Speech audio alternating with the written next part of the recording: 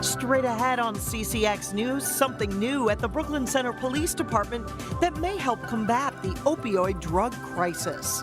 Plus, let the games begin. For her to be where she's right now is really fun to see. Hear what a hockey coach says about a Plymouth athlete's path to the U.S. Olympic team. And later, trying to get kids to eat their veggies. Today, Osseo schools roll out a taste test. CCX News starts right now. Hello and thanks for joining us. The number of opioid-related deaths in Hennepin County reached an all-time high last year. Now, Brooklyn Center Police have a new tool designed to combat drug overdoses. Here's reporter Sonia Goins. Just open the gate here. You'd put the medication right here and then close it. The shiny green medicine collection box is where folks can toss their unwanted drugs. This is the first one the Brooklyn Center Police Department's ever had. It was recently installed inside the Brooklyn Center Police lobby. We'll take prescribed medicines, over-the-counter medications, any vitamins or supplements, or any pet medications. They'll take the drugs in a variety of forms, gels, liquids, and pills. But there are some items you cannot put in the box. We do not accept any syringes, thermometers, any sort of glucose meters. And some folks might not know this, but you can't just flush drugs down the toilet or sink, or toss medicines in the garbage. This is a safe, environmental friendly way to get it out of the house. The purpose of the medicine disposal box is to cut off access to dangerous drugs.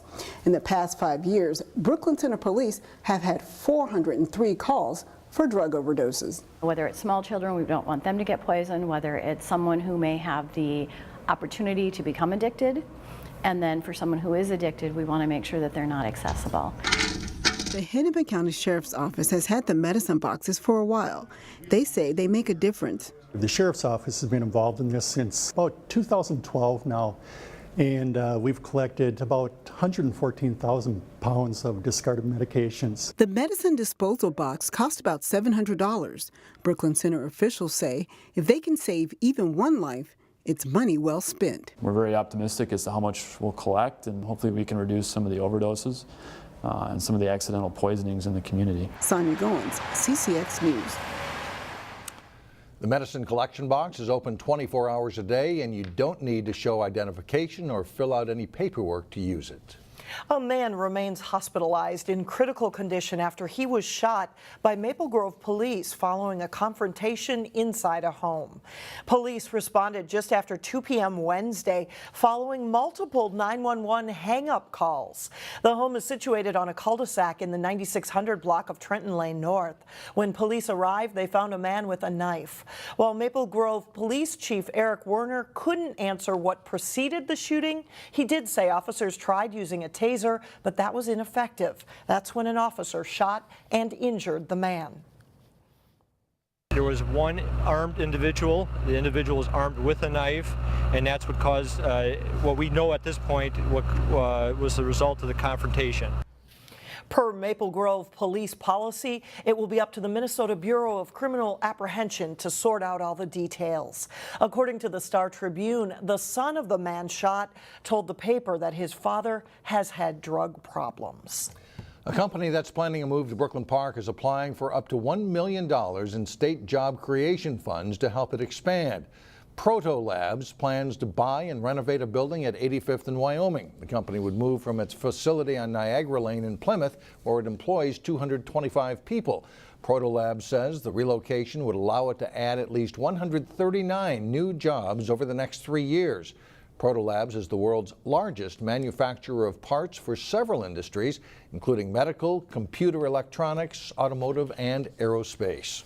One of the nation's largest food banks will move its headquarters to Brooklyn Park, but it's hoping for help from the state legislature. Second Harvest Heartland acquired this Brooklyn Park warehouse last summer.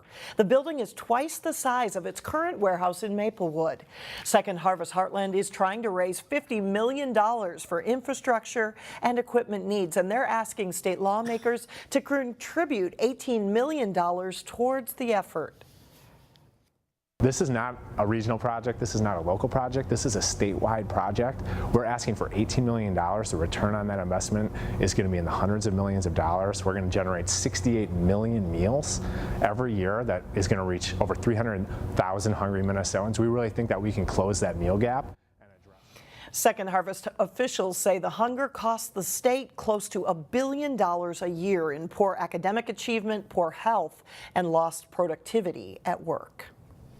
The 2018 Winter Olympics got underway Thursday in South Korea, and there are 20 Minnesotans competing. 2 of them are from Plymouth. Yeah, they used to play against each other, and now they're together on the U.S. Olympic women's hockey team.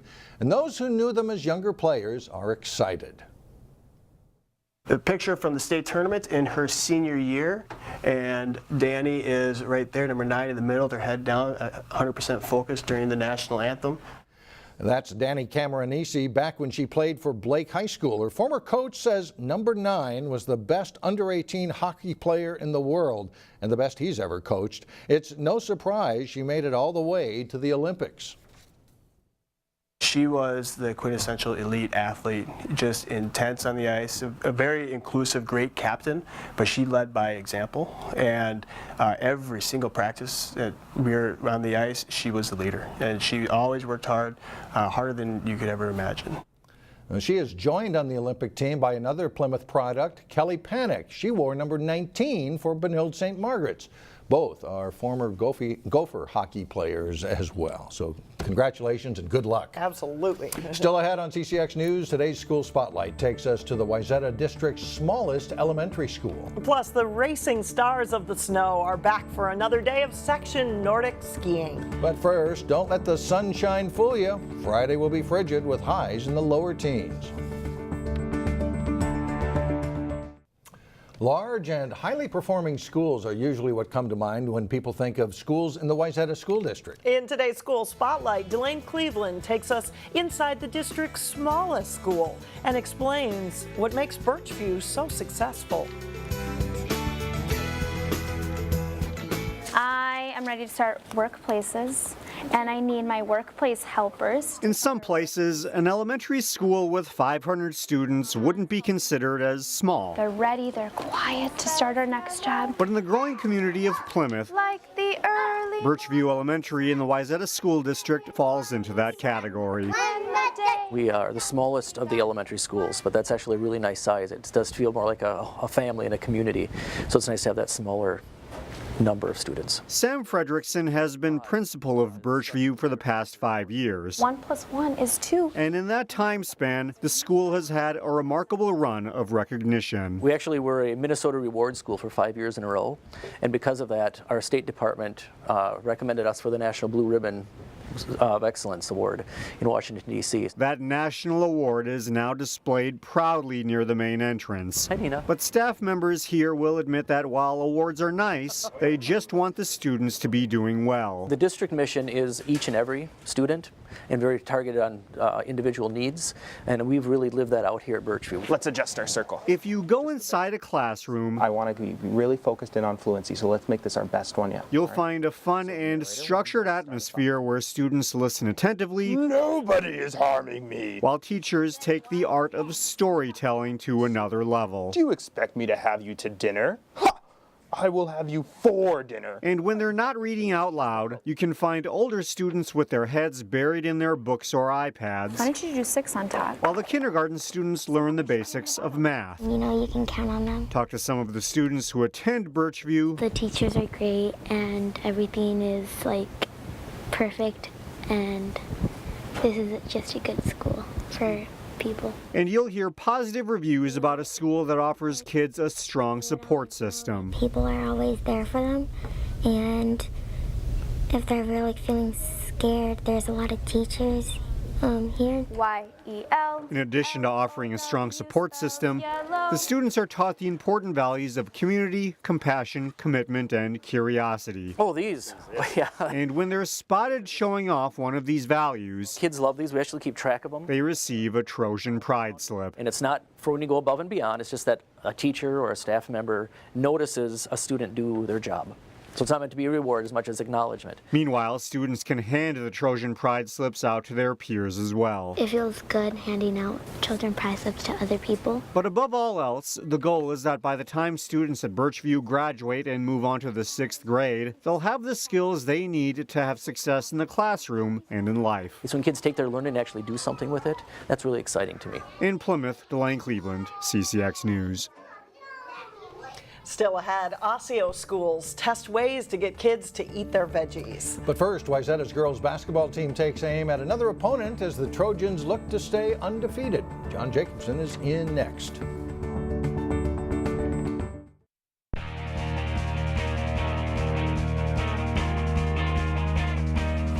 I'm John Jacobson. It's a season-long goal for the top Nordic ski racers to ski well on the day of the section meet and qualify for state. That was on the line for individuals and teams Wednesday at the Section 5 meet. Several local schools in this section, including Maple Grove, Gabby Bolser of MG going out 6th in the girls' afternoon pursuit race. In the end, it's Sarah Olson of Blaine winning in a total 2 race time of 35 minutes, 37.7 seconds. Gabby Bolser is the top local finisher. She comes in 4th place in a time of 38 minutes, 42.3 seconds. Elizabeth Matson of Park Center is going back to state. She finishes 6th overall. 2 spots back, Sydney Crandall of Champlain Park and Bib Woodaway. No local teams make state, but those 3 girls will all be in Biwabik next week. To the boys race, Champlain Park's Matt Oman heading out 7th at the start of the pursuit. The boys race winner, Cooper Lennox from team champion Mora.